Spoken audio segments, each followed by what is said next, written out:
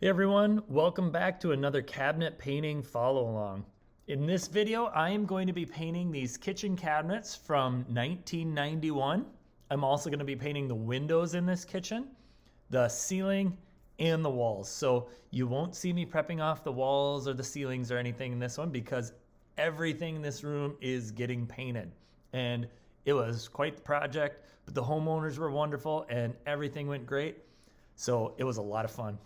Now, this video is pretty long. It ended up being well over an hour, so hopefully you enjoy that, and hopefully more than that, you learn something here too. So let's dive in.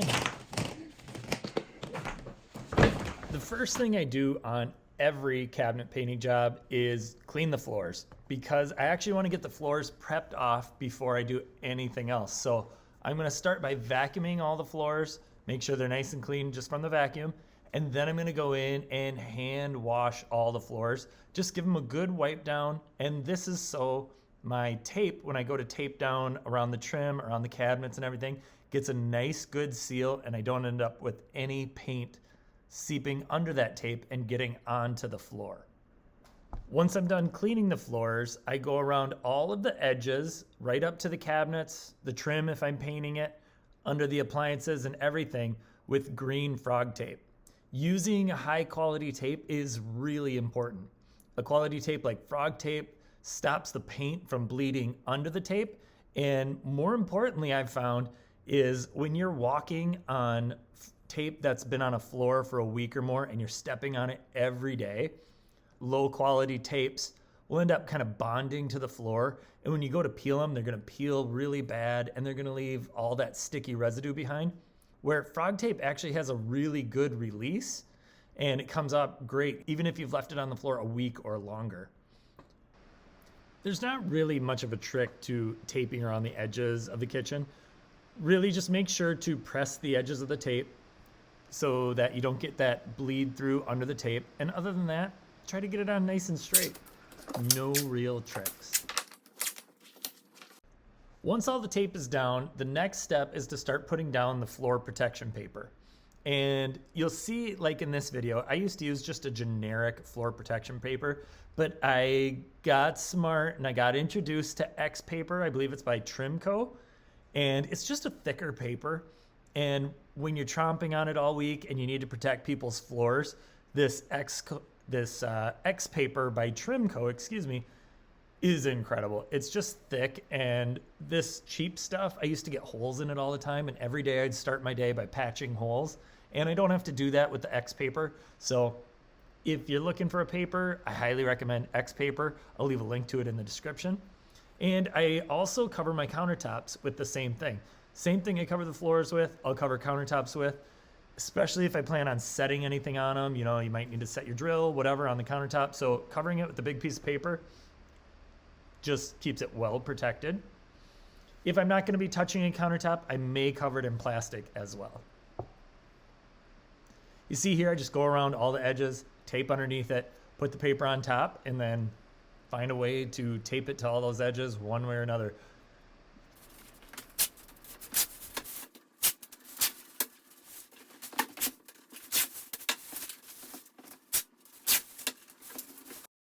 I should point out that yes, I know I use a lot of tape, but I am totally fine with that. It's just one of the expenses of the job. Next, it's time to start removing all the cabinet doors. I do this before I've done any real cleaning or anything, and you can see here I'm pointing out my labeling. Just go ahead, as you take each door off one by one, label them right away. I put a 1 where the hinge covers on the door, and then I know I can put a little piece of tape over that and it'll be hidden by the hinge. I write the same 1 on a piece of tape and I put it inside the cabinet box. This saves you hours worth of time when you're putting the kitchen back together. There's nothing worse than having 4 or 5 similarly sized doors and putting them in the wrong spots and nothing quite closes right. So if there's any tip you pick up from this, that is a huge one.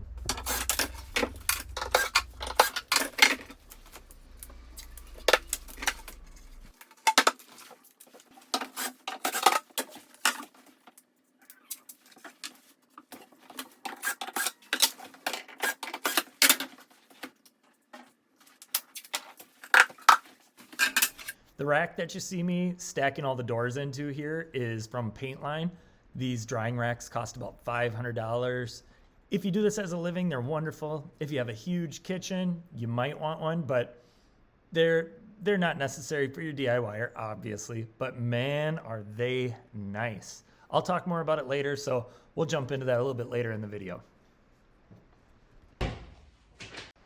So drawers are done just like the cabinets. I flip them around backwards and I write the number on the back of the drawers, and then I put the number on the inside of the drawer. Sometimes you're lucky and the drawer front will unscrew from the front of the drawer, and that's just a way easier way to finish drawers. If you can take the front off, do it.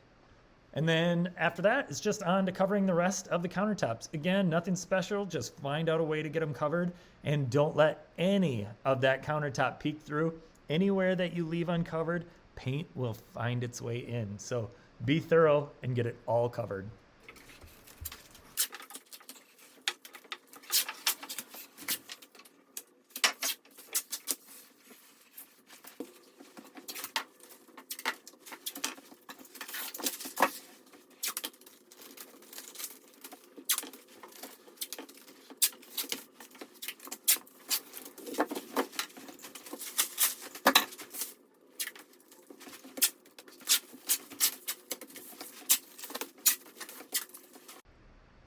Once I've covered everything I can with my floor paper, I go back in with my 3M hand masker, and that's where I cover all the little things like the opening into the dining room there with the TV that you can see there. I'll cover the sink, any little thing that paper doesn't quite work for and I need to get plastic on.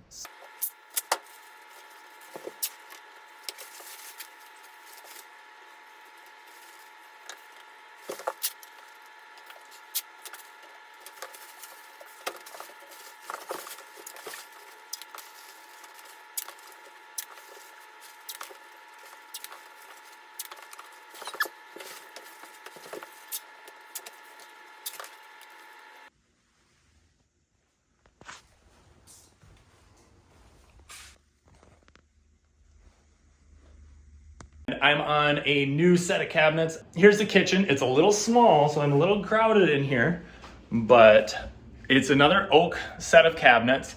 And I got my new toy over here. Look at this thing. This is a drying rack by Paint Line, and it just allows me to work in a smaller space. I can stack 50 doors on here. It's pretty cool, and it's very portable. It's got wheels, so at night I just roll it in here. But while I'm working, I can roll it right out in this little space where I've got a little bit more space. So two things I can do right now.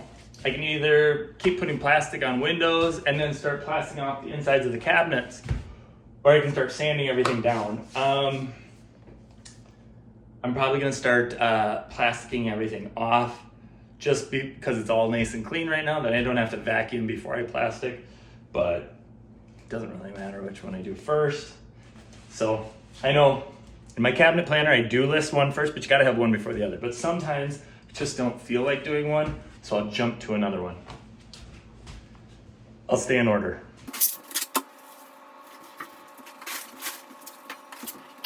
Talk about my tools here a little bit.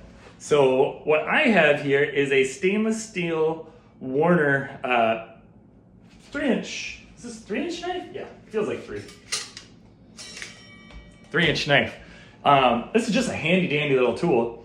And what I like about the stainless is just the whole thing is just one piece. It can be completely cleaned. It never gets disgustingly dirty, you know, they're just all caked up. You just drop the whole thing in a bucket. Stainless, it's not gonna rust. I have rusted so many knives over the years, it's ridiculous. And once they're rusted out, they're just rough and they don't do a good job. I start by cutting an angle. So the first thing I do is I cut an angle onto my tape so that I can get in that top corner really good. Down into my pocket. I fold this corner in. The reason I do that is when I pull the tape, it gives me something to grab with my finger. So now I get that right into the corner just perfectly because I shaped my tape to go in that corner. And now, windows, there's no trick to taping them fast. Just kind of got to follow that edge down and trust your tape line.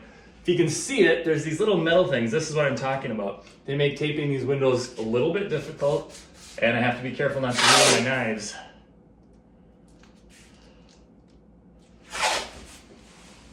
I'll be back in the frame in a second. I took it to the bottom. I'm gonna pull out my 3-inch knife again. I'm gonna go flat, right in here, get it nice and tight, and pull it up at an angle so that I get a nice cut. You can see I got a perfect cut right here. Now, I'm gonna go back up, so follow me back up. And, excuse me, I cut my angle.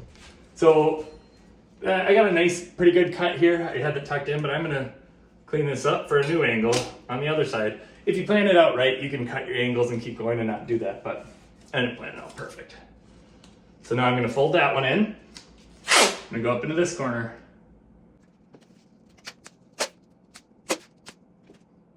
Yeah.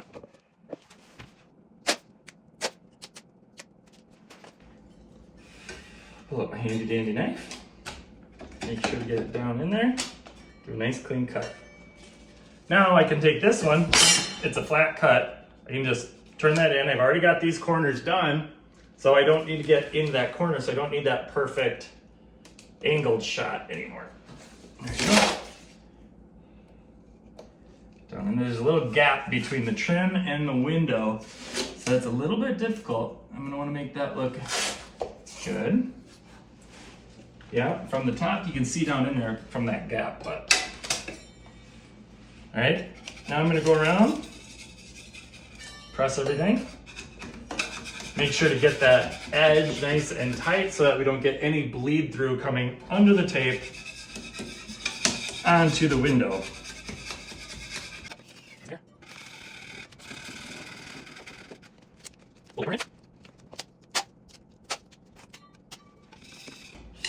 Now, it's gonna happen.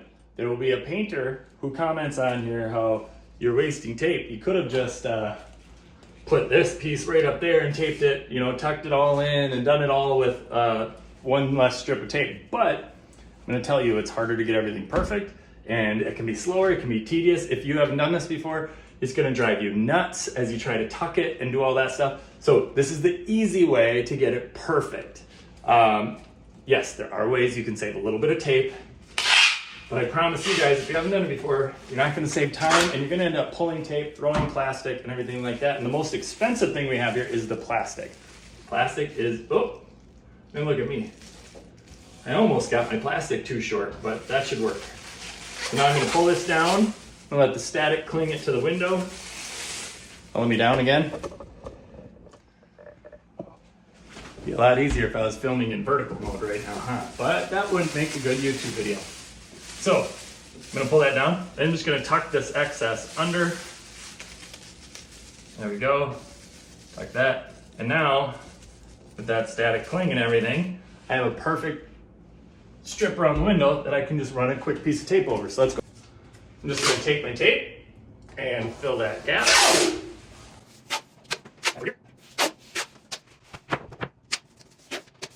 And there we go, we're all done.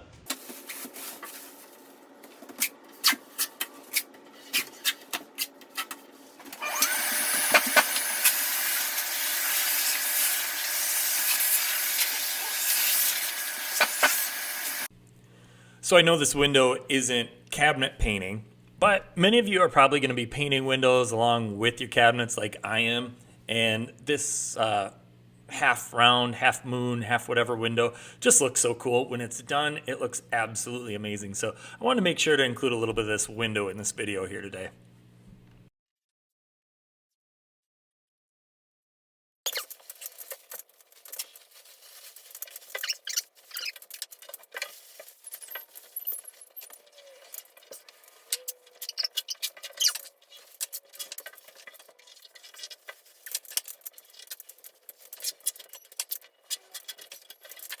Well, as you can see, big curvy windows like that are a little bit tedious and difficult. Not quite as easy as a square one, but just got to go slow and kind of keep curving that tape as you go. And use the static cling of the plastic. Kind of put it up. Have a nice sharp knife with a good tip. If you have a bad tip, there's the camera. If you have a bad tip, you're not gonna get that nice clean cut. It's just gonna, you know, like, what do you call it? Jump on the plastic and have a bad cut, and it won't do nice.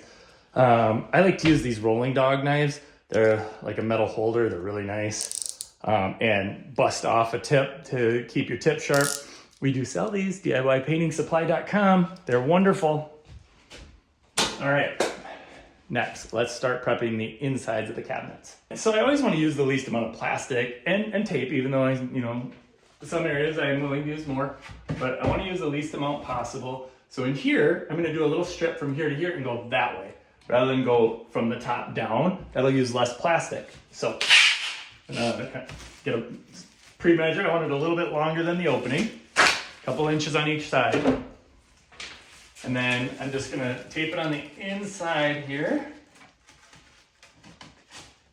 Because when I paint, I like to paint the faces and these edges, and then I have a cutoff line right here on the insides of those edges. It's a really easy point to stop. I do offer the option to paint the insides for people. Most people, it's a no. And to be honest, painting the insides isn't fun. When you spray the inside of a cabinet, all that air going in has to come out somewhere. So what it does is overspray comes back out straight in your face. And you go home looking like a ghost that day, and you go home a little bit grumpier than you started. True. What I like to do is just grab my plastic machine, go around, drop in the piece of plastic into all of them. But I'm my own cameraman today, so that sounds tedious to me. So I'm just gonna finish this one, move on to the next, do them all start to finish. But I wanna be efficient. I'm gonna put a piece of plastic in all the cabinets, then I'm gonna go around with just my roll of tape and tape them all up. Now I'm just gonna line the rest of the cabinet with this, and I'm only gonna push the inside edge down. I just want the first 1/4 of an inch tacked on, and I want the last, inch kind of hanging loose so that I can tuck my plastic to it as I go around the cabinet.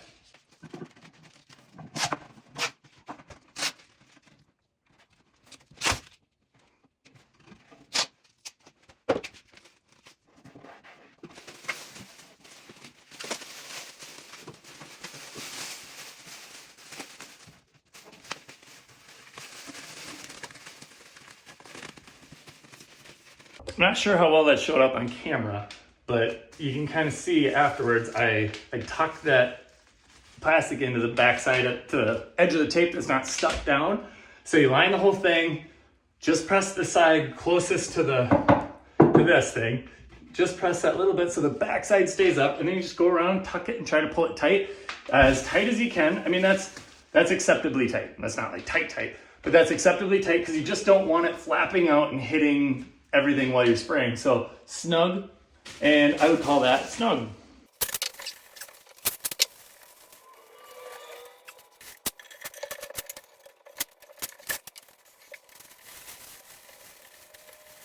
If you get done and you just couldn't, this one's really tiny. I couldn't get my hands in there very well. And I just couldn't get my plastic really tight. You see how this plastic here could come out and get on my stuff as I'm spraying. So all I need to do is kind of tighten that up with a little bit of tape. Just make it so that it doesn't come out on me while I'm spraying. Pretty simple. Just see, now it's not going anywhere.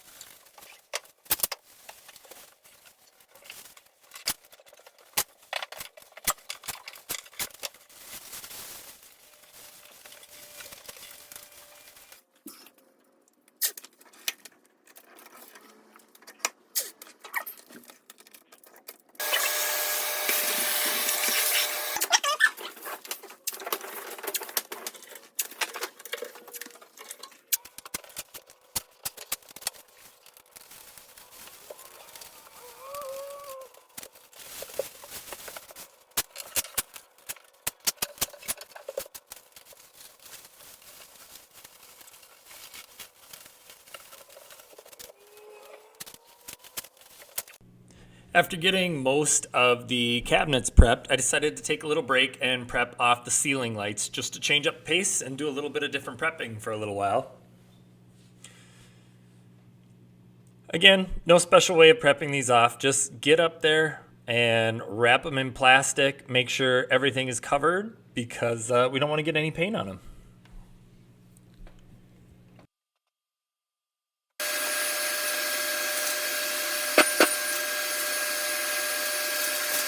See, this is my daughter, Jadis. That's better. Jadis is awesome, and this is her first job. She said she came out to a job once, like 4 or 5 years ago, to pick up, help clean up. But she has been talking about painting with me this summer, and her big brother, Keegan. So, family adventure? Family adventure. There we go. We'll get to work. Jadis is going to be sanding doors, so they all look like this, just a light sanding before we put on the grain filler. And I am going to be prepping off the drawers over here, so here you go. It's scaring me, but it's just like filing my nails. You can start on a bigger one that's kind of flat, but feel this. Feel that. Like both these? Yep, and feel this. Okay. Just touch things a lot. You're not gonna hurt it. Just put it on. So one thing you're gonna hear me say a lot if you watch my videos is how important sanding is before you prime. And that's because sanding literally doubles the amount of surface area, more than doubles. Once you put all those little scratches in, the amount of surface area that your primer has to bond to has more than doubled, and thus will give your primer a drastically better bond than if you skip sanding or try to do one of those methods that don't require sanding. So sanding is super easy and provides a drastically better final result. It's all about starting with the nicest surface possible, and you can kind of see, like if you look at it in light, you can see where you've scuffed it and everything. You've kind of started breaking up the finish. If you start going through it too much, you'll see the finish start to go away, and that just means you've oversanded a little bit. But I mean, hitting corners, that's not a problem. Okay. But that's just letting you know, hey, I've more than done enough. Okay. And I'll throw that one up there, on to the next one. Now that I've got my daughter here to help, I can have her sand down all the cabinet doors while I start applying grain filler to fill all that deep oak grain so I can get that perfectly smooth finish when the cabinets are all done. Speaking of grain filler, I wanted to let you know that on March 1st, 2025, I'm releasing my newest product, Cabinet Mud. Cabinet Mud is a grain filler used to smooth out kitchen cabinets for painting. Cabinet Mud smooths out deep wood grain, making cabinet surfaces level to help you achieve that perfectly smooth finish. Cabinet Mud is specifically formulated for cabinet refinishing.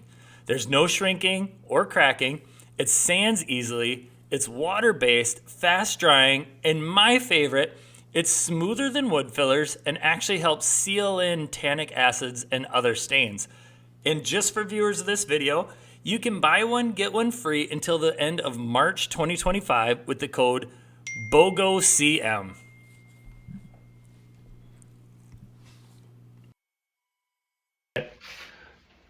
Same thing again. So that is the end of day 2. And I think that was a dab. There we go. Had some good help today. We sanded down all those doors. I prepped everything off. And on to primer, probably priming in the afternoon tomorrow. So till tomorrow.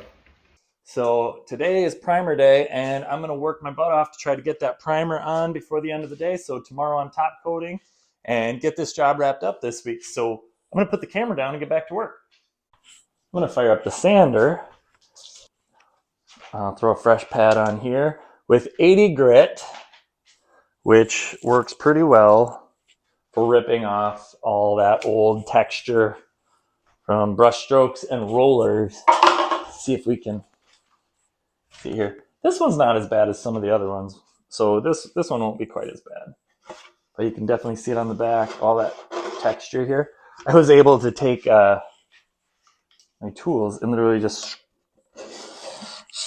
scrape that texture off. I don't know if you can see that, but just scrape it right off there, and that actually smoothed it out. Interesting. Another thing is it's not very loud, but if you're running it all day, definitely want to protect the ears, because even things that are just not that loud, when you're doing them for a long time, start to hurt the ears.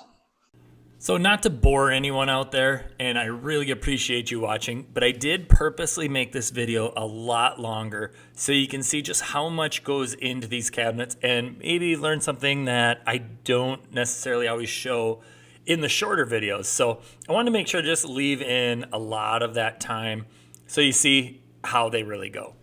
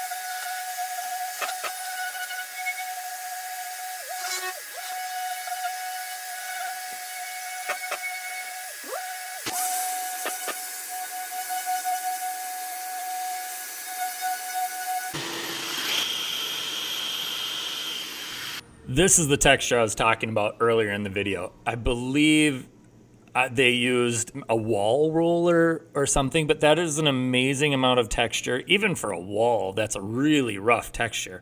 I don't know exactly how you'd go getting a texture that rough, but it was there, and it took a lot of sanding just to knock down the high points.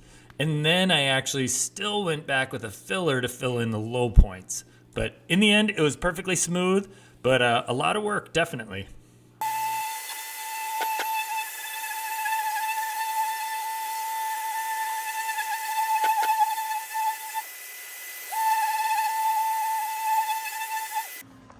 Now I'm gonna fill it with a grain filler so that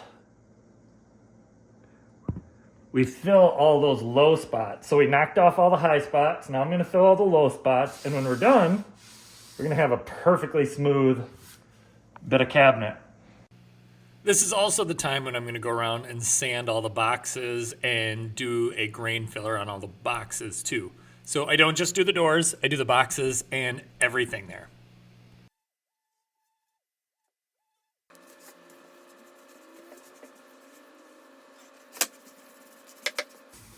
Putting grain filler on like this onto trim, you want to go back and kind of pull it out of the grooves a little bit.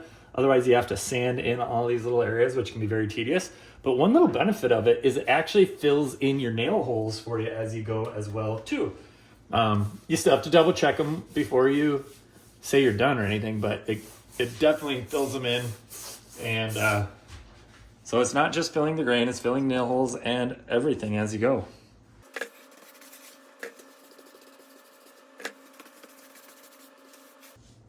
So for these big flat areas, I'm just gonna brush it on and then knife it off with my 3-inch mud knife.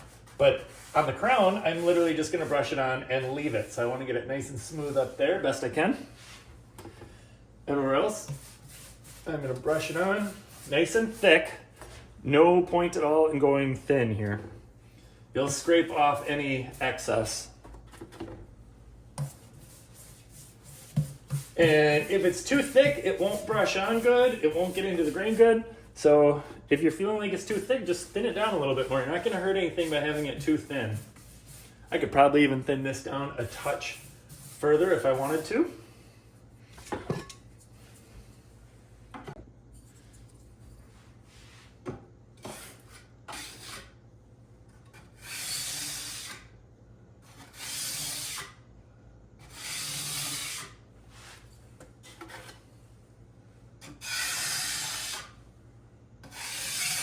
See, sometimes it will pull, the brush maybe didn't get it in the grain good, so this knife helps just kind of push it in a little bit better and get it nice and smooth.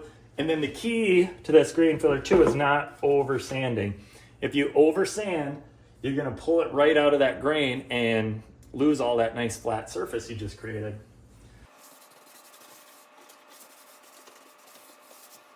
On the boxes, I'm I'm typically not even going to knife it off on these small areas. I'm just gonna brush it on, and then remember too that the cabinet doors are actually gonna cover most of this space. So brushing it on is gonna be more than good enough. On these big flat areas, that is where I will use my knife.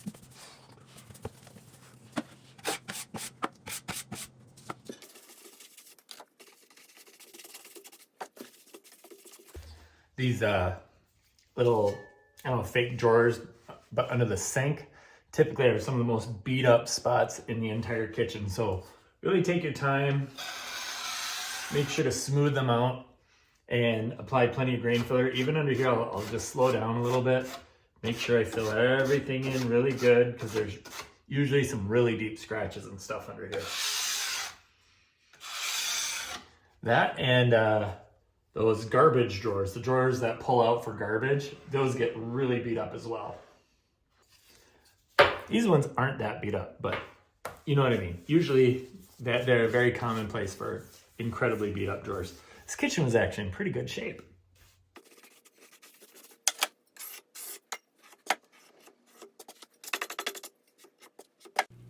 At this point, all the grain filler is finally applied, and it's time to just do that final sand on all the cabinet doors, sand down the grain filler, get everything nice and smooth, check for any last little things before I move on to primer.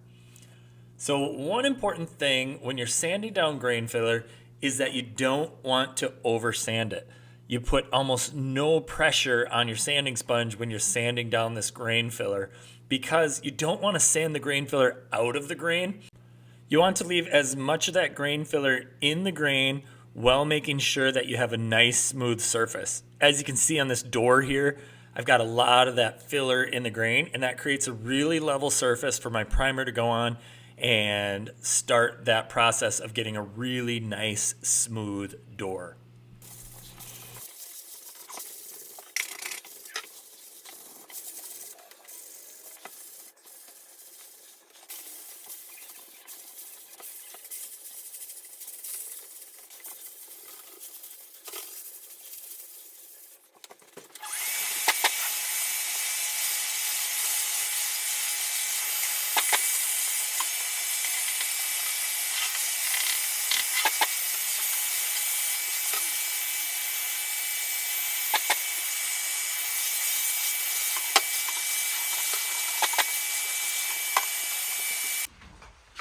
Just about to start spraying. A little bit of sanding left. Forgot to prep that cabinet off, but no big deal. Just got to sand the boxes. A couple of drawers. Ceilings are ready.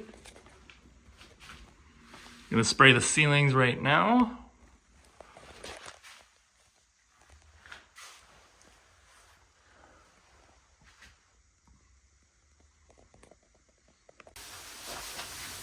Alright, so I'm going to spray the ceilings, and I decided to grab my little Control Pro 130 right here.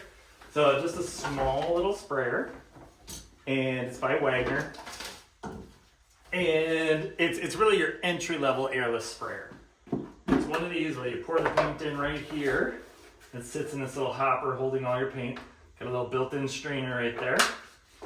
And they're not great for doing big projects like exteriors or anything else, but a little ceiling like this, absolutely wonderful. If you had to, you can spray your cabinets with them. You just need the right spray tip, and you'll want to strain your paint a little bit more because you're going to be using a smaller spray tip that's going to get clogged easier, but that's all fine. You can do it. It's not what I would recommend for doing your cabinets if you're buying one specifically for your cabinets, but it's a good all-around sprayer. You can spray some furniture, some ceilings, some walls. You can spray your exterior with it if you want to, but again, it's quite small for that. But you can do it. Decks, garage, stuff like that. Just a nice little small all-around sprayer. I'm gonna put the paint in it. I don't think there's a plug-in right here. Nope. So I'll just set it next to a plug-in because it's got a short cord. Pour the paint in, and one thing when I'm spraying ceilings, these aren't a high vault, but these have got to be 8 to 10 foot. I call it 10 foot. I just put a 2-foot extension one on my spray gun. This is one by Wagner. I think it's technically their Wagner Titan. And it just gives me, you can see, a lot of extra reach. Saves my shoulder. I don't have to be climbing ladders as much when I'm spraying ceilings, especially anything over 8 foot. I definitely like it, but I use these mainly for ceilings or whenever I have high walls. And I absolutely love them. Just love them. And what else? I'm using a 515 spray tip, and I like those 515 a lot for ceilings. It gives me enough paint flow and a big enough paint pattern to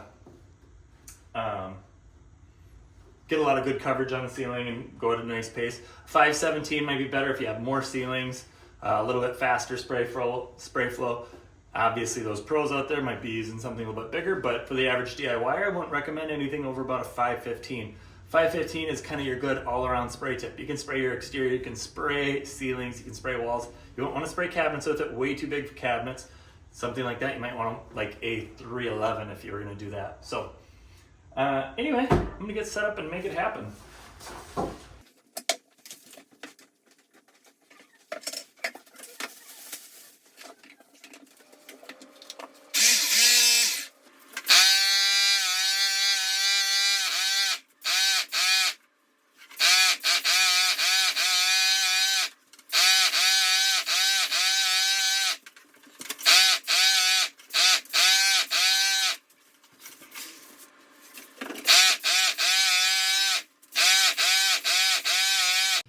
So if you ever spray your ceilings, one thing you want to do is spray east to west on one coat and spray north to south on your second coat.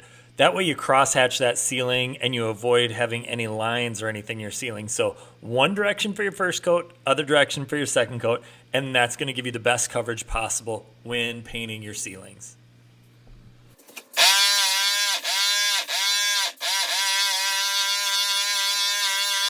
And the ceilings are now all done, so I can get on to priming the cabinet doors. For this kitchen, I chose to use the Wagner Flexio 5000 because I was filming it, and I want to show you guys that you can absolutely get a professional level finish on your kitchen with a cheap sprayer. You can get the Wagner Flexio 5000 at DIY Painting Supply for about $230. I primed everything with Zinsser Smart Prime. It's a water-based primer that I really like. I like avoiding those high VOCs of shellacs and oils. And I thin it down by about 20% so that it sprays good out of the Flexio 5000.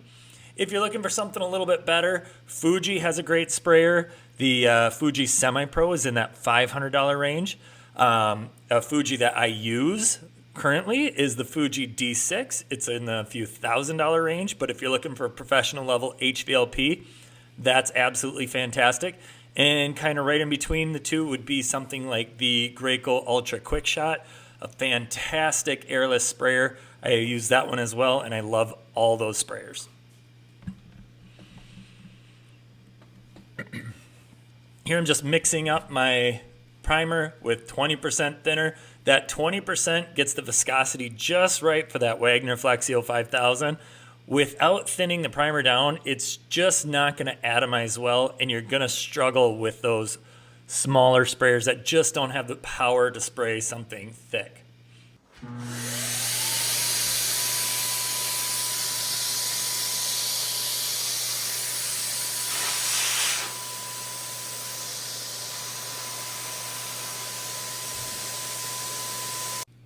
As you just saw there, I always test out my spray fan before I start spraying the cabinet doors, and I had that thing dialed in pretty good. But you can adjust the fluid rate, and if it's not atomizing well, pull the fluid back, and it will atomize a little bit better. So the less fluid you have coming out, the more it will atomize. So if it feels like it's spraying in big chunks, there's a little dial right behind the trigger, and you're just gonna turn that until you get that fan atomized really well. And you can see here, it's spraying out a good amount of paint, getting that primer on nice and thick, and it's atomizing really beautifully with a $230 sprayer.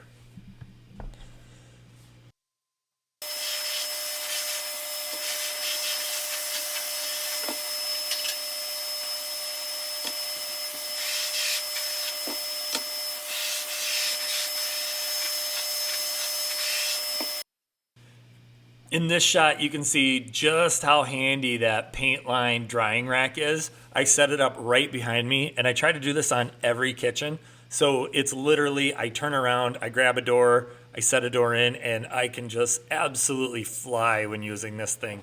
It saves me a ton of time. It saves me a ton of space. It's just so convenient, and I love my new drying rack.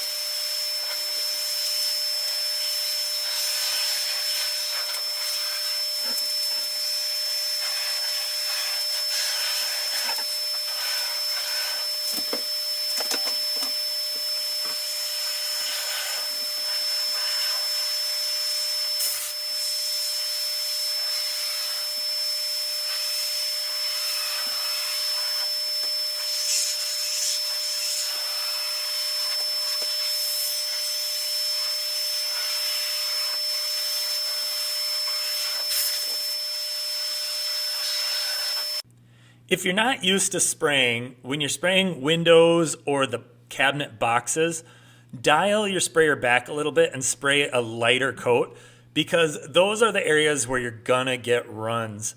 Areas where it overlaps, or on those windows you saw me spray just a minute ago.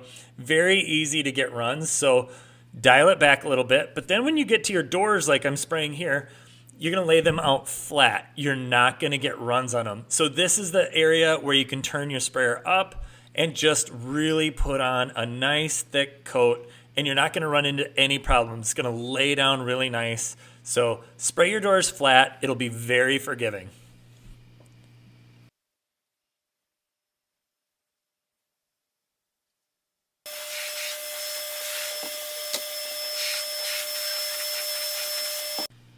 I didn't catch any footage of this, but when I was done spraying, I just walked out of the home, let everything dry, try not to kick up any dust or anything.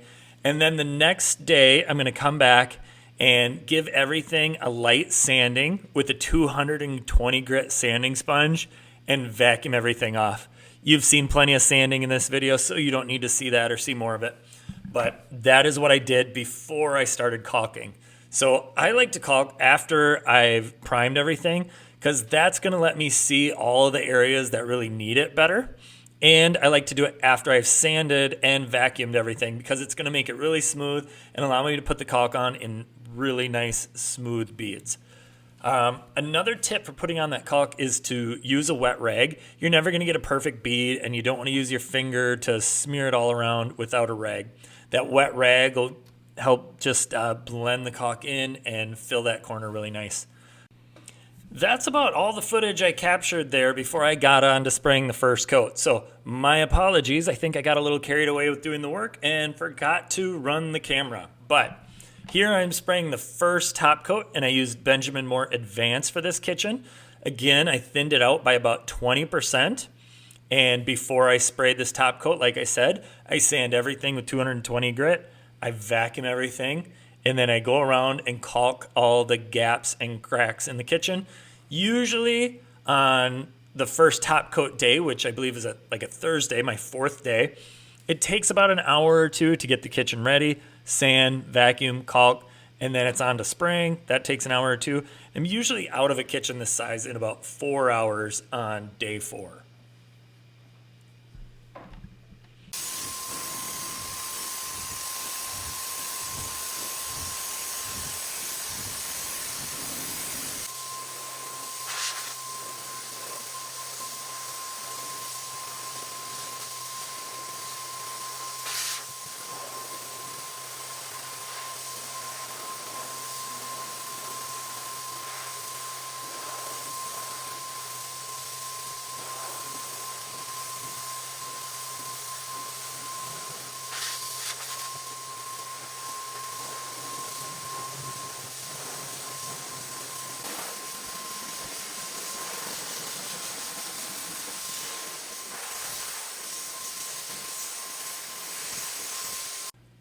So this makes for a very uninteresting part of the video. Spraying white top coat over white primer. You just can't really see much in the video, so we're going to keep this part pretty short and move right along.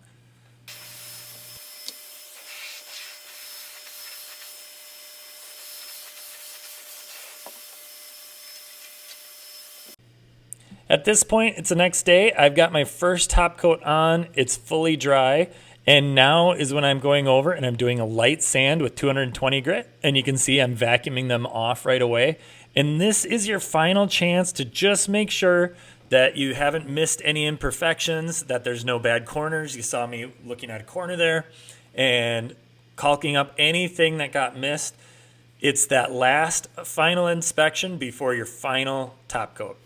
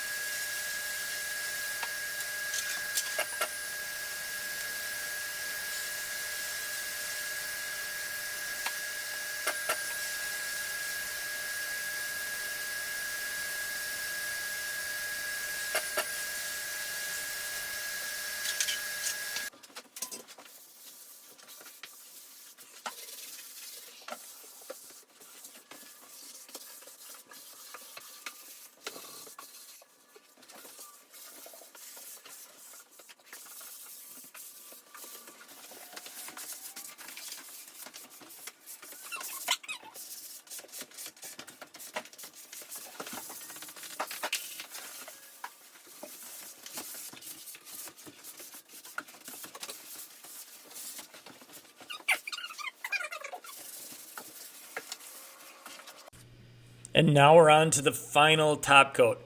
I don't know why I suited up so much for this and I didn't the other coats. Benjamin Moore Advance is a low VOC water-based product, but I think I was just feeling like I wanted to keep my clothes decent and I didn't feel like going home all dusty on this day. So that's why you see me suited up and wearing gloves.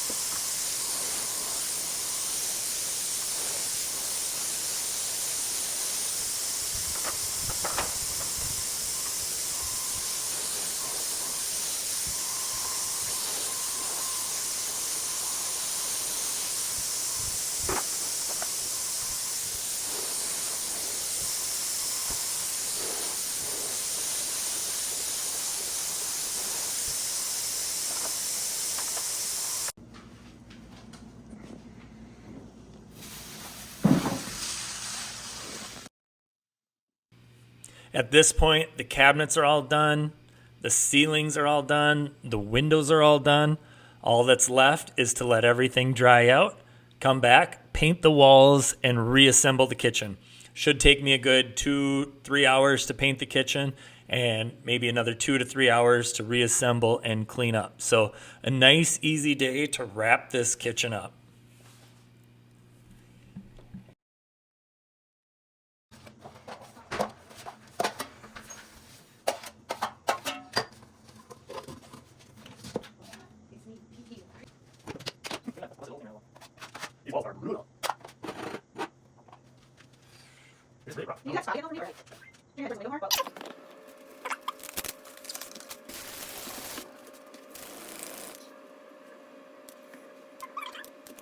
So there was one part that I forgot to mention still with this job, and that was painting the door to the kitchen.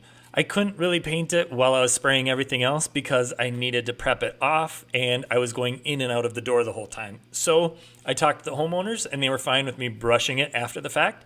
And I used the original cabinet brush so that I could get a nice smooth finish without all those rough brush strokes.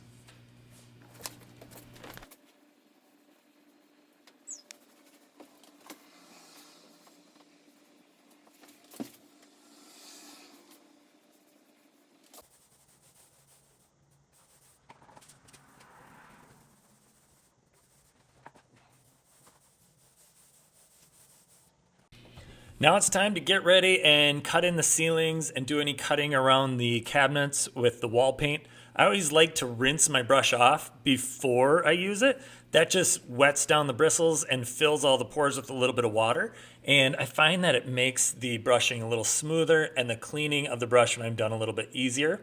And I'm using the original wall brush here. It's a stiffer polyester nylon bristle solid core brush, and it's fantastic for cutting in ceilings.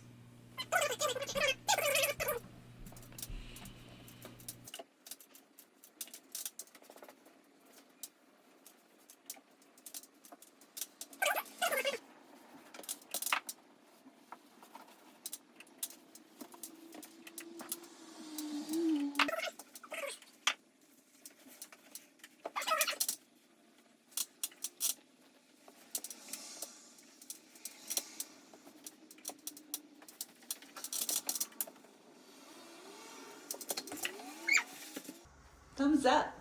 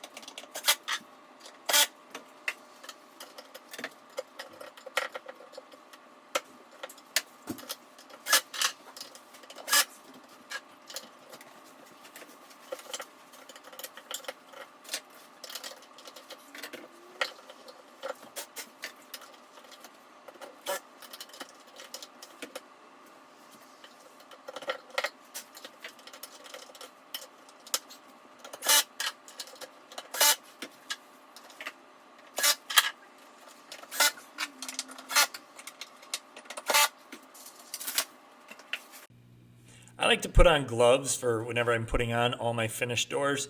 They're fresh, the paint's fresh, they're perfectly white. I do not want to be the first one to get handprints on these doors. So wearing a pair of gloves seems like a easy way to keep them nice and clean while I'm putting them all back together. Plus, when you're grabbing all the hinges, your hands get very dirty from those old, sometimes dirty hinges. 30, way over there.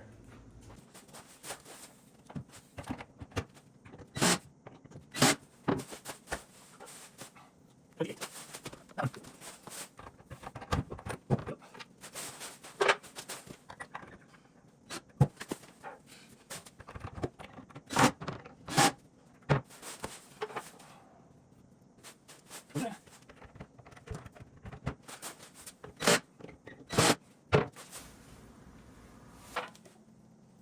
11. Come on, that's over there.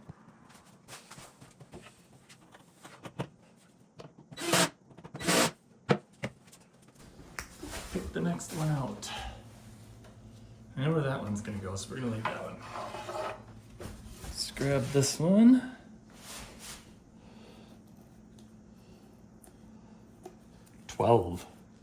We just did 11, so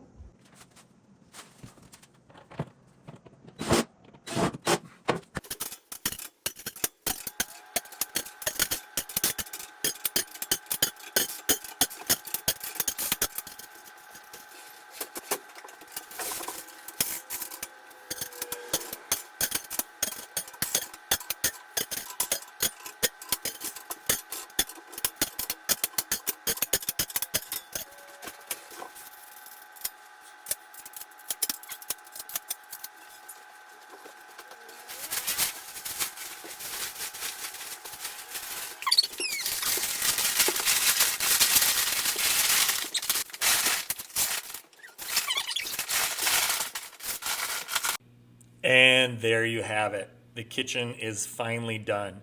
And that was over an hour of cabinet painting. So if you are still here watching this video, thank you so much. I'd love it if you left a comment with any questions or what you think of this kitchen. And if you want more videos like this, make sure to like and subscribe. And until next time, good luck with your DIY painting project.